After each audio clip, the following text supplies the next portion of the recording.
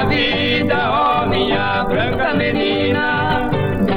Os teus cílios eu comparo com a lua no infinito, e os teus lábios de mel desejo meu mudo grito.